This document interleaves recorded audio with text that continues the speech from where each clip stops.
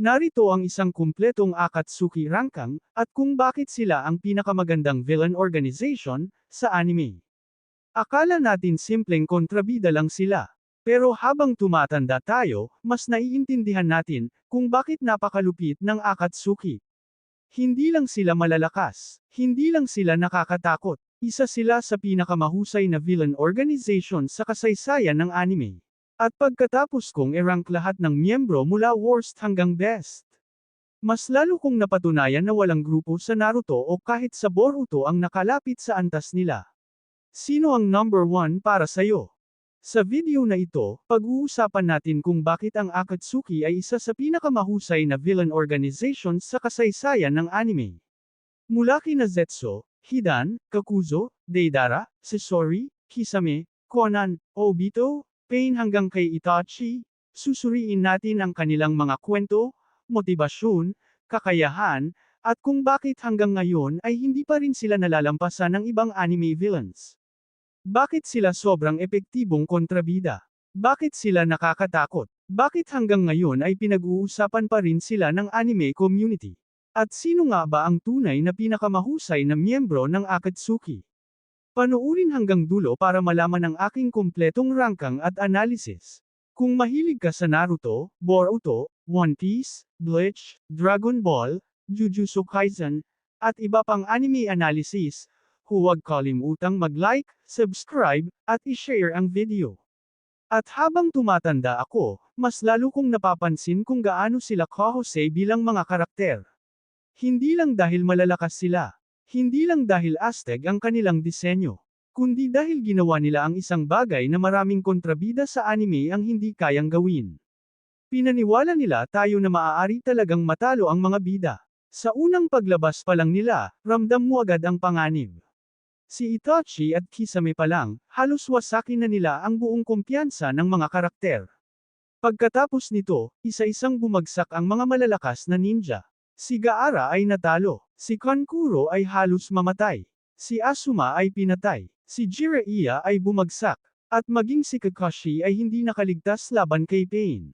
Dito mo mararamdaman na seryoso ang banta. Hindi sila kontrabidang puro salita.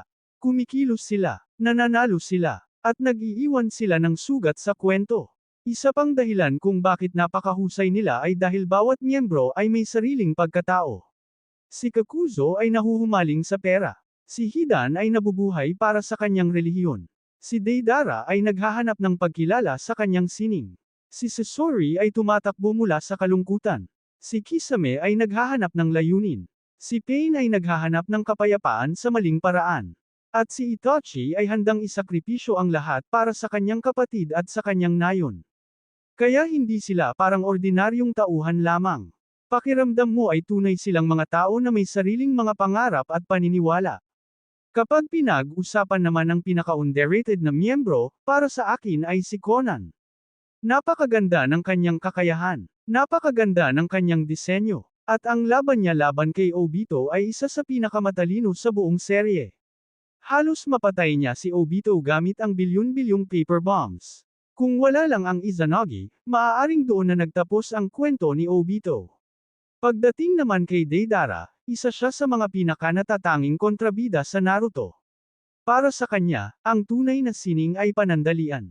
Isang pagsabog, isang sandali ng kagandahan, at pagkatapos ay mawawala. Ito ang dahilan kung bakit napakagandang katambal niya si Sasori. Dahil si Sasori naman ay naniniwalang ang sining ay dapat manatili magpakailanman. Dalawang magkaibang pananaw, dalawang magkaibang pilosopiya. At pareho silang napakahusay na naisulat. Si Kisame naman ay isa sa pinakamalamig na karakter sa buong serye. Hindi lamang dahil mukha siyang halimaw, kundi dahil sa kanyang paglalakbay bilang isang taong nawalan ng direksyon sa buhay. Sa huli, natagpuan niya ang dahilan kung bakit siya lumalaban. At doon niya nakuha ang respeto na matagal niyang hinahanap.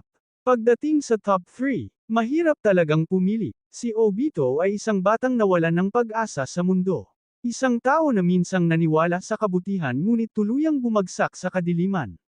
Isa siyang perpektong kabaligtaran ni Naruto. Ngunit para sa akin, si Pain pa rin ang pinakamahusay na kontrabida sa Naruto. Ang kanyang kwento, ang kanyang pilosopiya, Ang kanyang mga salita, lahat ay tumama ng napakalalim. Hindi lamang siya kontrabida, isa siyang tao na nasaktan ng mundo. At dahil doon, naniwala siyang ang tanging paraan para magkaroon ng kapayapaan ay ang pagdanas ng lahat ng tao sa parehong sakit. Ngunit kahit gaano siya kahusay, may isang tao pa ring mas mataas. At iyon ay si Itachi Uchiha. Ang karakter na sa unang tingin ay isang halimaw. Ngunit habang lumalalim ang kwento, unti-unti nating nalalaman ang katotohanan. Na ang lalaking kinamumuhian natin noon, ay siya palang isa sa pinakamalungkot na bayani sa buong serye. Isang batang napilitang gumawa ng imposibleng desisyon. Isang batang isinakripisyo ang kanyang pangalan, ang kanyang pamilya, ang kanyang kaligayahan, at maging ang kanyang buhay, para lamang protektahan ang iba. At iyan ang dahilan kung bakit hanggang ngayon ay hindi pa rin malimutan ng mga tagahanga ang Akatsuki. Hindi sila basta kontrabida, isa silang koleksyon ng mga trahedya, mga pangarap, mga kabiguan, at mga paniniwalang nagbanggaan sa isang mundong puno ng digmaan. At marahil, iyan ang dahilan kung bakit hanggang ngayon, wala pa ring grupong tunay na nakapantay sa kanila. Pero ikaw, sino ang paborito mong miyembro ng Akatsuki?